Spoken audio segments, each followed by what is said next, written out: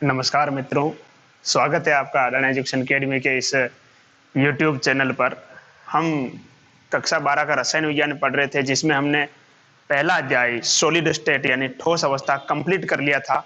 आज हम कुछ उनके प्रश्नों को लेकर बात करेंगे कि किस प्रकार के प्रश्न उस चैप्टर से या उस अध्याय से परीक्षाओं में पूछे जाते हैं। सभी प्रश्न तो हल करना संभव नहीं है, लेकिन मैं 4-5 प्रश्न जो मुख्य रूप से आपको हल कराऊंगा। बाकी जो प्रश्न होंगे उनका आधार वही है, आपके जो पुस्तक है उसके पीछे ये प्रश्न दे रखे हैं, बुक के पीछे प्रश्न दे रखे हैं। तो इन प्रश्नों को समझकर आप उन प्रश्नों को हल करने का प्रयास करें। अगर वो आपसे सॉल्व नहीं होते हैं, हल नहीं होते हैं, तो जो नीचे जो स्क्रीन पर आपको नंबर दिख रहे हैं, जो पट्टी में नंबर चल रहे हैं, आप उन पर मुझे कॉल करके पूछ सकते हैं। आप सुबह 8 बजे से लेकर शाम को 5 बजे तक किसी भी समय आप कॉल करके इन प्रश्नों के बारे में आप समाधान पा सकते हैं। ठीक है, तो बने रहिएगा। आज हम देखते हैं इस अध्याय से किस प्रकार के प्रश्न जो है हमसे पूछे जाते हैं। उसके लिए देखो, अधिकांश जो फॉर्मूले हैं वो तो हमने पढ़ लिए थे। जैसे मान लो कि किसी की त्रिज्या ज्ञात करनी है या किनारे की लंबाई ज्ञात करनी है, वो सारी चीजें हम पहले ही पढ़ चुके हैं। आज जो हम बात करेंगे, कुछ जो फॉर्मूले हैं, जो सीधे से फॉर्मूले आपके कोर्स में दे रखे हैं, उनको लेकर जो प्रश्न पूछे जाते हैं उसको लेकर हम बात करते हैं। तो मैंने पहले ही लिख दिया कुछ महत्वपूर्ण सूत्र जो हम आज बात करेंगे। कौन कौन से देखो, सबसे पहले हम देखते हैं एकक कोष्ठिका का द्रव्यमान, यानी जो यूनिट सेल है उसका जो मास अगर अपने को निकालना हो, एकक कोष्ठिका का द्रव्यमान अगर अपने को निकालना हो, तो वो हम कैसे निकालेंगे। तो उसके लिए देखो, सीधा सा तरीका है कि एकक कोष्ठिका में परमाणु की संख्या, यानी जो भी एकक कोष्ठिका है उसके अंदर परमाणु की संख्या कितनी है, यानी बीसीसी है, एफसीसी है या एसएससी है, ईसीसी है, तो इसके अंदर परमाणु की संख्या कितनी है उस हिसाब से हम पता। जैसे मान लो आपको दे रखा है एफसीसी, तो एफसीसी में प्रति एकक कोष्ठिका परमाणु की संख्या कितनी होती है, 4 होती है। हम पहले पढ़ चुके हैं। एफसीसी के अंदर जो परमाणु की संख्या होती है वो कितनी होती है, 4 होती है।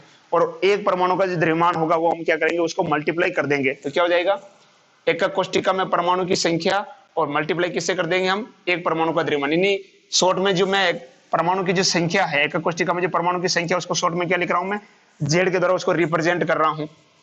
और जो परमाणु का जो द्रव्यमान है उसे मैं रिप्रेजेंट कर रहा हूं किसे, स्मॉल एम से। यानी जो एकक कोष्ठिका का जो परमाणु द्रव्यमान अपन निकालेंगे, या एकक कोष्ठिका, माफ कीजिएगा, एकक कोष्ठिका जो द्रव्यमान अपन निकालेंगे एकक कोष्ठिका का, वो क्या हो जाएगा आपका, जेड इंटू एम हो जाएगा। जहां जेड क्या है, परमाणु की संख्या, यानी मैंने अभी बताया था जो एकक कोष्ठिका होती है उसके अंदर परमाणु की संख्या कितनी होती है। जैसे एफसीसी है तो उसके अंदर कितनी हो जाएगी, 4 हो जाएगी। बीसीसी के अंदर कितनी हो जाएगी, 2 हो जाएगी। ईसीसी के अंदर कितनी हो जाएगी, 3। एसएससी के अंदर कितनी हो जाएगी, 1 हो जाएगी। इस प्रकार से, ठीक है। अगला हम देखते हैं एकक कोष्ठिका के एक परमाणु का द्रव्यमान, यानी एक परमाणु का द्रव्यमान कैसे निकालेंगे, एक परमाणु का द्रव्यमान यानी स्मॉल एम अगर आपने को निकालना हो, तो स्मॉल एम निकालने के लिए हम क्या करेंगे, परमाणु का मोलर द्रव्यमान और नीचे क्या जाएगा, अवोगाद्रो संख्या। अवोगाद्रो नंबर आप पिछली क्लास में पढ़ चुके हो, 11th क्लास के अंदर, 9th क्लास के अंदर भी आता है अवोगाद्रो संख्या।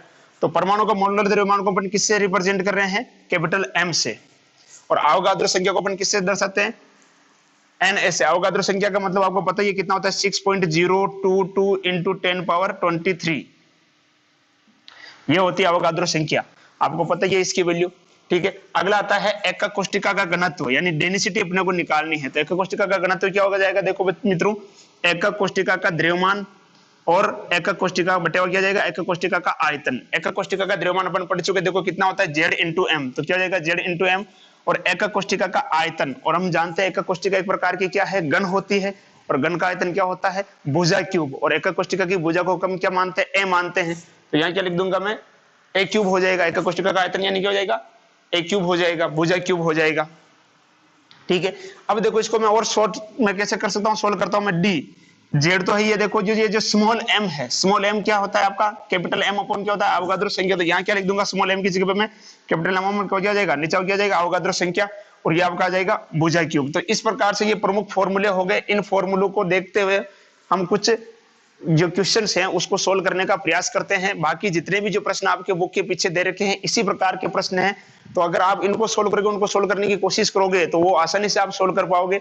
और मैंने अभी आपको बताया है, अगर आपसे वो सोल्व नहीं हो रहे तो जो नीचे पट्टी पे जो नंबर चल रहे हैं आप उन नंबर पर मुझे कॉल कर सकते हैं, और आपको मैं कोशिश करूंगा कि फोन पे ही आपको क्वेश्चन समझा देकर जरूरत होगी तो मैं व्हाट्सएप पे ही एक छोटा वीडियो बना के मैं आपको सेंड कर दूंगा। तो लीजिए हम इनके प्रश्न करने का प्रयास करते हैं। तो हम कुछ प्रश्नों को सोल्व करते हैं। अब देखिए, पहला प्रश्न लेते हैं।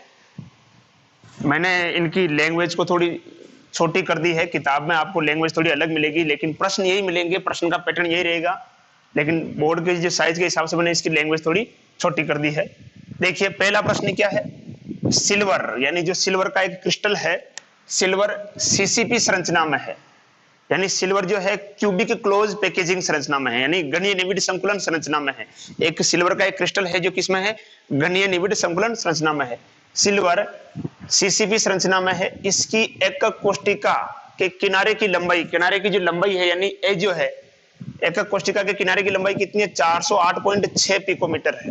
किनारे की लंबाई कितनी है, 408.6 पिकोमीटर है। सिल्वर का घनत्व ज्ञात कीजिए, तो अपने को ज्ञात क्या करना है, सिल्वर का क्या ज्ञात करना है, घनत्व ज्ञात कीजिए। और उसका जो परमाणु द्रव्यमान ये दे रखा है अपने को, सिल्वर का परमाणु द्रव्यमान दे रखा है 107.9 ग्राम प्रति मोल आपको परमाणु द्रव्यमान दे रखा है। ठीक है, आपको ज्ञात क्या करना है, घनत्व ज्ञात करना है। तो देखो सबसे पहले तो आपको क्या निकालना है, इसके अंदर जो जो चीजें इसमें दे रखी है वो निकाल लो। सबसे पहले तो देखो सिल्वर में यहां लिख देता हूं, सोल्व करता हूं यहां पर मैं। देखो सिल्वर जो है, सिल्वर सीसीपी संरचना में है, सीसीपी संरचना में है। अतः देखो जेड बराबर क्या हो जाएगा, अपन जानते हैं सीसीपी हो या एफसीसी हो, परमाणु की संख्या कितनी होती है, 4 होती है। तो जेड बराबर तो इसमें कितना हो जाएगा आपका, जेड यानी परमाणु की संख्या कितनी हो जाएगी, 4 हो जाएगी। और क्या दे रखा, देखो आपको दे रखा किनारे की लंबाई, किनारे की लंबाई यानी ए आपको दी हुई है, कितनी दी हुई है, देखो 408.6 पिकोमीटर दे रखा है। इसको अपन मीटर में बदलेंगे तो कितना हो जाएगा, देखो ये 408.6 इंटू 10 की घात -12 मीटर में आ जाएगा। ठीक है, ध्यान रखिए अगर घनत्व अगर आप किलोमीटर में ले रहे हो तो लंबाई आपको किसमें लेनी है, माफ कीजिएगा, घनत्व अगर आप किसमें ले रहे हो, किलोग्राम में ले रहे हो। घनत्व अगर आप किलोग्राम में ले रहे हो तो लंबाई आपको किसमें लेनी है, मीटर में लेनी है। यदि घनत्व अगर आप ग्राम में ले रहे हो तो लंबाई आपको किसमें लेनी है, सेमी में लेनी है। ठीक है, अगला हम देखते हैं जो मोलर द्रव्यमान है। मोलर द्रव्यमान ये क्या हो जाएगा आपका, देखो मोलर द्रव्यमान, मोलर द्रव्यमान यानी आपका क्या आ जाएगा, कैपिटल एम। कितना आ जाएगा कैपिटल एम, देखो 107.9, ये आपको ग्राम में दे रखा है, तो इसको अगर मान लो मैं किलोग्राम में दूंगा तो क्या जाएगा, ये 107.9 इंटू 10 की घात -3 किलोग्राम हो जाएगा। यानी 10 का भाग लगाना, ये ग्राम को किलोग्राम में, पिकोमीटर को मीटर में, मीटर को पिकोमीटर में, ये कैसे बदलते हैं आप कक्षा 11 में जो पहला जो अध्याय है some basic concept of chemistry यानी रसायन विज्ञान की कुछ मूलभूत अवधारणाएं, 11th क्लास के अंदर जो पहला अध्याय है उसमें सब ये आप कन्वर्ट करने का तरीका, तापमान को कैसे कन्वर्ट करते हैं, लंबाई को कैसे कन्वर्ट करते हैं, ये सारे आप उसके अंदर पढ़ चुके हो। अब ये पूछ क्या रहा है, आपको क्या ज्ञात करना है, घनत्व ज्ञात करना है। यानी घनत्व जो है ये आपको क्या करना है, ज्ञात करना है। यानी घनत्व यानी डी जो है आपको ये क्या करना है, ज्ञात करना है। अब देखिएगा कैसे हम करेंगे इसको, घनत्व को ज्ञात। डी का अपन जानते हैं फॉर्मूला क्या होता है, डी अपन पढ़ चुके, क्या होता है, जेड इंटू एम, और नीचे क्या आता है, ए क्यूब इंटू क्या आता है, अवोगाद्रो नंबर। ठीक है, तो D बराबर क्या हो जाएगा, देखो Z कितना हो जाएगा आपका 4 इंटू M कितना आ जाएगा, यहां से ये M है आपका कितना हो जाएगा 107.9 इंटू 10 की घात कितना है -3, और नीचे कितना आ जाएगा, A कितना है आपका, देखो 408.6 इंटू 10 की घात कितनी है -12 का क्या हो जाएगा क्यूब, और इंटू अवोगाद्रो संख्या कितना हो जाएगा 6.022 इंटू 10 पावर 23। जब आप इसको सोल्व करोगे तो आपके पास क्या जाएगा, डी आ जाएगा, इसका क्या जाएगा, डी यानी घनत्व आ जाएगा। ठीक है, तो ये आता है लगभग 105 के समथिंग आता है, ये आएगा आपका जब इसको सोल्व करेंगे अपन 105 इंटू 10 की घात -3 किलोग्राम प्रति मोल में आता है। ये किलोग्राम प्रति मोल कितना आता है, ये इधर लिख देता हूं मैं ऊपर, ये आता है, सोल्व करोगे आप, इसको सोल्व करोगे तो आएगा ये 105 इंटू 10 की घात -3 किलोग्राम। अगर इसको हम ग्राम में बदलेंगे तो कितना आ जाएगा, ये ग्राम में बदलेंगे तो कितना आ जाएगा, ये 105 ग्राम समथिंग, ग्राम प्रति मोल। ठीक है, तो इस प्रकार से जो घनत्व को लेकर प्रश्न पूछा जा सकता है। सबसे पहले तो आपको क्या देखना है, उस प्रश्न के अंदर आपको क्या दिया गया है ये आप देखिएगा। ठीक है, कि मैंने मुझे इस प्रश्न में क्या दे रखा है, देखो सीसीपी संरचना दे रखी है, यानी सीसीपी हो चाहे एफसीसी हो, अपने को पता होना चाहिए कि उसके अंदर परमाणु की संख्या कितनी होती है।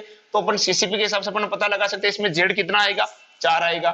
किनारे की लंबाई आपको दे रखी है पिकोमीटर में, तो मैंने इसको किसमें दे दी, मीटर में। मैंने अभी बताया था अगर आप घनत्व अगर आप यहाँ इसको अगर आप किसमें लेते हैं, सेमी में, तो यहाँ आपको इसको किसमें लेना था, ग्राम में लेना था। ग्राम, सेमी और मीटर और किलोग्राम ये एक साथ चलेंगे इस प्रकार से, ठीक है। और निकालना क्या था, डी, तो जेड कितना दे रखा था आपको, 4 दे रखा है।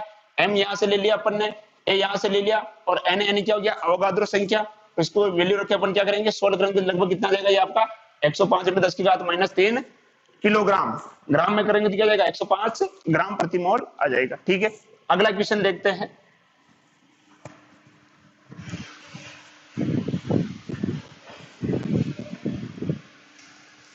देखिएगा अगला प्रश्न क्या है। अगला प्रश्न कह रहा है कि एक तत्व जिसका मोलर द्रव्यमान कितना है, 2.7 × 10⁻² किलोग्राम प्रति मोल है।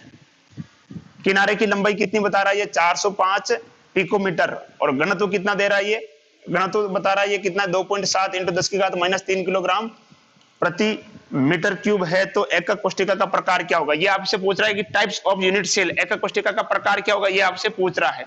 यानी आपको क्या क्या दे रखा है इसके अंदर, देखो डी दे रखा है, घनत्व दे रखा है आपको, एम दिया हुआ है, मोलर द्रव्यमान आपको दिया हुआ है, ए यानी लंबाई दी हुई है, ठीक है।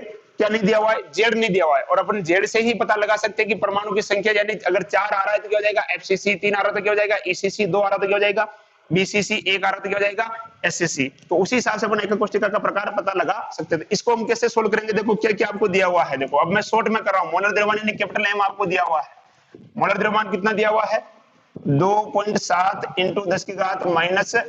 10⁻² किलोग्राम प्रति मोल, ठीक है।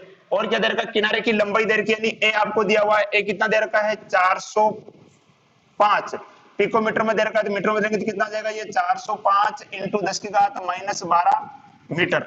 और क्या दे रखा है आपको, डी यानी घनत्व दे रखा है, कितना दे रखा है, 2.7 × 10⁻³ किलोग्राम प्रति मीटर क्यूब, ठीक है। ये आपको दिया हुआ है। अब आपको निकालना क्या है, जेड निकालना है। क्या निकालना है, जेड। तो देखो अपन फॉर्मूला भी अपन ने पढ़ा था, डी बराबर क्या होता है, जेड इंटू एम, और नीचे क्या आता है, ए क्यूब, और इंटू क्या आता है, एन ए। आपको निकालना क्या है, जेड। तो जेड बराबर क्या हो जाएगा, देखो डी इंटू ए क्यूब इंटू क्या हो जाएगा, एन ए, और नीचे क्या जाएगा, एम। तो ये वैल्यू आप पुट कर दो यहां से सीधा सा। देखो डी कितना दे रखा है आपको, यहां से देखो 2.7 इंटू 10⁻³ इंटू ए कितना दे रखा आपको, देखो ये दे रखा आपको 405 इंटू 10⁻, यहां पे आएगा नहीं, मैं थोड़ा इसको नीचे लिख देता हूं, जगह कंपनी की, यहां देखिएगा, यहां लिख देता हूं मैं। देखो डी कितना दे रखा है आपको, 2.7 इंटू 10⁻³ इंटू ए कितना दे रखा है आपको, देखो 405 इंटू 10⁻12 का क्या हो जाएगा, क्यूब, इंटू अवोगाद्रो संख्या कितनी होती है, 6.022 इंटू 10 पावर क्या हो जाएगा, 23 अपॉन नीचे एम, एम कितना जाएगा आपका 2.7 इंटू 10⁻², ठीक है। ये आप क्या निकाल रहे हो, जेड। जब आप इसको सोल्व करोगे तो जेड की जो वैल्यू आएगी, जेड की वैल्यू आएगी, इसके अंदर आंसर आएगा लगभग, आप सोल्व करके देख लेना, 4। जब आप इसको सोल्व करोगे तो कितना आएगा, 4 आएगा। और अगर जेड यानी परमाणु की संख्या 4 हो तो कौन से एकक कोष्ठिका होती है, कौन सी होती है, एफसीसी। इसका मतलब ये जो जालक है ये किसमें होगा, एफसीसी में होगा। इसकी संरचना कौन सी होगी, एफसीसी होगी। कौन सी होगी, एफसीसी, ठीक है। तो 2 पैटर्न के प्रश्न अपन ने देख लिया। देखो सीधा सा क्वेश्चन आता है, कोई इस तरह से घुमा के प्रश्न नहीं आएगा, बहुत ही इजी न्यूमेरिकल पूछे जाते हैं। बहुत सारे बच्चे न्यूमेरिकल से घबरा जाते हैं कि सर न्यूमेरिकल में क्या करेंगे। कोई मैक्सिमम अगर आपके केमिस्ट्री के अंदर अगर बोर्ड परीक्षा में अगर न्यूमेरिकल पूछे जाएंगे तो मैक्सिमम बता रहा हूं मैं 6 नंबर के, मैक्सिमम 6 नंबर के न्यूमेरिकल ही पूछे जाएंगे, इससे ज्यादा कभी न्यूमेरिकल नहीं आएंगे। बाकी 50 नंबर का आपका थ्योरिकल पार्टी होगा, ऑर्गेनिक केमिस्ट्री का, इनऑर्गेनिक का मिला के 6 नंबर के आपके न्यूमेरिकल पूछे जाते हैं मैक्सिमम। कभी कभी 4 के हो जाते हैं, 2 के हो जाते हैं, लेकिन मैक्सिमम 6 नंबर के, ठीक है। तो 2 टाइप के प्रश्न अपन ने करके देखे। अगला प्रश्न हम देखते हैं कि इस प्रकार के प्रश्न को किस प्रकार से हम सोल्व करेंगे। बाकी जितने भी प्रश्न होंगे इनके जो टाइप्स होंगे इसी प्रकार के होंगे। आपके बुक में पीछे जो प्रश्न दे रखे इसी प्रकार के क्वेश्चन दे रखे हैं। अगला क्वेश्चन देखिए क्या कह रहा है, ये सिल्वर का क्रिस्टलीकरण किसमें होता है, एफसीसी जालक में होता है। यदि किनारे की लंबाई कितनी है 4.07 इंटू 10 की घात -8 सेमी और घनत्व कितना है 10.5 ग्राम प्रति सेमी क्यूब है, तो सिल्वर पर का क्या ज्ञात कीजिए, परमाणु द्रव्यमान ज्ञात कीजिए। नहीं, ये इस बार आपसे एम पूछ रहा है। क्या क्या दे रखा है देखो, एफसीसी में है, एफसीसी में है, इसका मतलब क्या हो जाएगा, जेड बराबर कितना हो जाएगा 4 हो जाएगा। एफसीसी में संरचना है, इसका मतलब जेड बराबर कितना हो जाएगा 4 हो जाएगा। अगला देखिए कि आपको दे रहा है कि किनारे की लंबाई यानी ए आपको दिया हुआ है, ए कितना दिया है 4.07 इंटू 10 की घात -8 सेमी। अब देखो यहां पर जो घनत्व है ये भी आपको किसमें दिया हुआ है, ग्राम में, तो इसको हम सेमी में रखेंगे, इसको चेंज नहीं करेंगे। डी बराबर आपको कितना दे रखा है, घनत्व इसमें दे रखा है देखो 10.5 ग्राम प्रति सेमी क्यूब आपको दिया हुआ है। ठीक है, आपको पूछा क्या है इसके अंदर देखो एम पूछा है, तो अपन जानते डी बराबर क्या होता है जेड इंटू एम अपॉन नीचे क्या जाता है ए क्यूब और क्या जाएगा ये इंटू एन यानी अवोगाद्रो संख्या। जेड आपको कितना दे रखा है यानी निकालना कि आपको एम निकालना, ध्यान लिख देता हूं मैं, एम बराबर क्या हो जाएगा आपका डी इंटू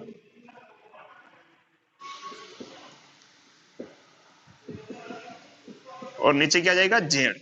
इसकी वैल्यू पुट कर देते हैं हम यहां, देखो एम बराबर क्या हो जाएगा, डी कितना दे रखा है आपको, ये दे रखा है 10.5 इंटू कितना दे रखा है, ए कितना दे रखा है आपको देखो 4.07 इंटू 10 की घात -8 का क्या हो जाएगा क्यूब इंटू अवोगाद्रो संख्या कितनी होगी 6.022 इंटू 10 पावर क्या हो जाएगा 23, 6.002 इंटू 10 की घात 3 और नीचे जेड यानी जेड कितना दे रखा है आपको 4 दे रखा है, कितना दे रखा है 4। ठीक है, इसको आप सोल्व करोगे दिया आएगा लगभग आएगा आपका 106.5 के समथिंग कुछ आएगा, 106.5 या 9 के इस प्रकार से समथिंग कुछ आंसर आपका आ जाएगा। ठीक है, ग्राम प्रति मोल। ठीक है, तो इस प्रकार से ये जो प्रश्न हम सोल्व कर सकते हैं। बाकी जितने भी प्रश्न आपको दिए हुए हैं इसी टाइप के प्रश्न हैं, चाहे रिक्तिका के प्रश्न हमने कल करके भी देखे थे और एक आध प्रश्न भी हम और करके देख लेंगे। ठीक है, बाकी जितने भी प्रश्न बार बार कह रहा हूं इसी पैटर्न के होंगे। अगर आपको सोल्व नहीं कर पाते हो आप तो आप मुझे कॉल करके बता सकते हो, कोई सा भी प्रश्न है मैं आपको कोशिश करूंगा कि आपका जो आंसर है वो शीघ्र ही मैं जल्दी से जल्दी आपको सोल्व करके बता दूं। समय मैंने बता ही दिया आपको, सुबह 8 से शाम 5 बजे तक आप किसी भी समय आप मुझे कॉल करके अपनी समस्या बता सकते हो। तो देखिए अगला प्रश्न, देखिए अगला प्रश्न क्या है, एक पदार्थ HCP हेक्सागोनल क्लोज पैकेजिंग यानी षटकोणीय निविड़ संकुलन, एक पदार्थ HCP संरचना में है, इसके 0.5 मोल में कुल कितनी रिक्तियां होगी। एक पदार्थ HCP यानी हेक्सागोनल क्लोज पैकेजिंग यानी षटकोणीय निविड़ संकुलन संरचना में है, इसके 0.5 मोल में कुल कितनी रिक्तियां होगी। और क्या पूछा है, इसमें चतुष्फलकीय रिक्तियों की संख्या B बताइए। यानी एक तो पूछा है कुल रिक्तियां कितनी होगी और एक पूछ रहा है आपसे चतुष्फलकीय रिक्तियां कितनी होगी। देखो आप पढ़ चुके हो कि जो रिक्तियां जो हमने पढ़ी थी दो प्रकार की पढ़ी थी, एक तो हमने पढ़ी थी चतुष्फलकीय रिक्ति और एक हमने पढ़ी थी अष्टफलकीय रिक्ति। अष्टफलकीय रिक्ति क्या होती है, जितने परमाणु की संख्या होती है उतनी ही क्या होती है अष्टफलकीय रिक्ति होती है। और जो चतुष्फलकीय रिक्ति होती है वो कितनी होती है, परमाणु की संख्या की क्या होती है दुगनी होती है। हमने पढ़ा था जो अष्टफलकीय रिक्ति होती है कितनी होती है, अगर मान लो परमाणु की संख्या कितनी है n है, यदि परमाणु की संख्या कितनी है n है तो अष्टफलकीय रिक्ति भी कितनी होगी n होगी। और यदि परमाणु की संख्या कितनी है n है तो चतुष्फलकीय रिक्ति कितनी होगी 2n होगी। कितनी होगी 2n, यानी कुल रिक्तियां कितनी हो गई आपकी 3n हो गई। कुल रिक्तियां कितनी हो गई 3n हो गई। ये चीज अपन पढ़ चुके हैं और इसी बेस पर ये प्रश्न है। देखो बहुत ही इजी है, लैंग्वेज में भले ये हार्ड लग रहा है लेकिन जब अगर आप इसको थोड़ा सा ध्यान से पढ़ोगे प्रश्न के अंदर आपको क्या क्या दिया है और क्या पूछ रहा है, अगर थोड़ा विचार करोगे तो बहुत इजी प्रश्न बन जाता है। क्या दे रखा है देखो आपको, सबसे पहले देखते हैं इसके अंदर आपको एक ही चीज दे रखी 0.5 मोल, पदार्थ की मात्रा दे रखी 0.5 मोल। तो मोल को हम पहले क्या करेंगे, इसको परमाणु में बदल देंगे। 11th क्लास में आप पढ़ चुके हो, अगर मोल को अगर आप परमाणु में बदलना है तो हम क्या करते हैं उसको अवोगाद्रो संख्या से क्या कर देते हैं गुणा कर देते हैं। क्या कर देते हैं गुणा कर देते हैं। यहां लिख देता हूं मैं, देखो 0.5 मोल में परमाणु की संख्या, परमाणु की संख्या कितनी हो जाएगी देखो 0.5 इंटू क्या हो जाएगा 6.022 इंटू 10 पावर क्या हो जाएगा 23। इसको अगर हम सोल्व करेंगे दिया जाएगा आपका 3.011 इंटू 10 की घात क्या आ जाएगा 3 आ जाएगा। कितना आ जाएगा 10 की घात 3 आ जाएगा। ठीक है, तो ये तो आगे आपकी परमाणु की संख्या हो गई, कितनी होगी परमाणु की संख्या। अब हम बात करते हैं कुल रिक्ति कितनी होगी इसके अंदर। तो यहां लिख देता हूं मैं कुल रिक्तियों की संख्या।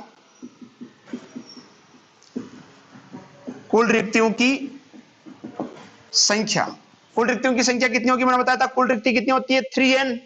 ये तो आपका आ गया क्या गया, परमाणु की संख्या नहीं n आ गई। और कुल रिक्ति कितनी होती है 3n होती है। मैंने बताया था कि एक तो होती है अष्टफलकीय और दो क्या होती है 2n क्या होती है चतुष्फलकीय। तो कितनी होती है 3n, तो क्या हो जाएगा आपका ये 3 इंटू n कितना दे रखा आपको, ये दे रखा तो क्या हो जाएगा 3.011 इंटू क्या हो जाएगा 10 पावर क्या हो जाएगा 23, यानी ये कितना हो जाएगा आपका 9.033 इंटू 10 की घात क्या हो जाएगा आपका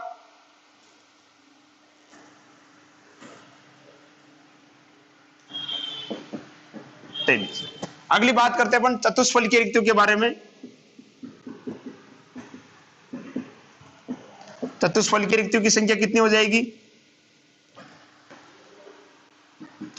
देखो इसकी दुगनी होती है तो क्या हो जाएगा अपन 2 इंटू क्या हो जाएगा 3.011 इंटू 10 की घात क्या हो जाएगा 23। तो ये कितना हो जाएगा 6.022 इंटू 10 की घात क्या हो जाएगा 23। तो इस प्रकार से हम सीधा सा निकाल सकते हैं अष्टफलकीय रिक्तियों के बारे में और चतुष्फलकीय रिक्तियों की संख्या निकाल सकते हैं। बाकी जितने भी प्रश्न आपके दे रखे हैं इसी पैटर्न के ऊपर दे रखे हैं। और बार बार मैं कह रहा हूं कि अगर आपको किसी प्रकार की समस्या आ रही तो आप मुझे कॉल करके पूछ सकते हैं। और यदि अगर आप में से कोई अगर आसिंद का प्रॉपर रहने वाला है तो आप सुबह 8 से शाम को 5 बजे तक किसी भी समय आकर मिल सकते हैं। लेकिन ध्यान रखें संख्या में, ज्यादा संख्या में आपको नहीं आना है। अगर आपको किसी प्रकार की कोई समस्या आ रही है तो आप अकेले ही एक ही बच्चा यहाँ अपनी समस्या को लेकर आएगा। लॉकडाउन चल रहा है, घर में रहना है, सुरक्षित रहना है और पढ़ाई करते रहना है। ठीक है, धन्यवाद। इसी के साथ ये जो हमारा जो पहला जो अध्याय है ठोस अवस्था ये कंप्लीट होता है। अगला जो अध्याय हम पढ़ेंगे दूसरा अध्याय विलयन यानी सॉल्यूशन, उसके बारे में हम अगली कक्षा में चर्चा करेंगे। तब तक आप घर में रहे, सुरक्षित रहे, पढ़ाई करते रहे। धन्यवाद।